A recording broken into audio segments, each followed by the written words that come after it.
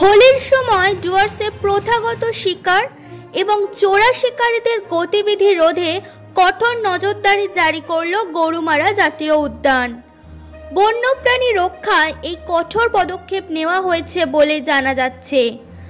ইতিমধ্যেই দুই বনাধিকারিক বিকাশ ভি এবং দ্বিজপ্রতিম সেনের তত্ত্বাবধানে এবং স্থানীয় এনজিওর সহায়তায় বন বিভাগ বিপন্ন এক শৃঙ্গ গন্ডার এবং অন্যান্য বন্যপ্রাণী রক্ষার জন্য দিনরাত টহল এবং নাকা চেকিংয়ের ব্যবস্থা করা হয়েছে।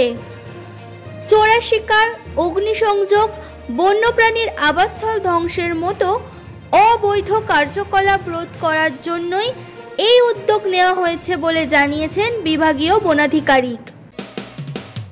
মানুষের পাশে, মানুষের সাথে আমরা আছি এই বাংলাতে।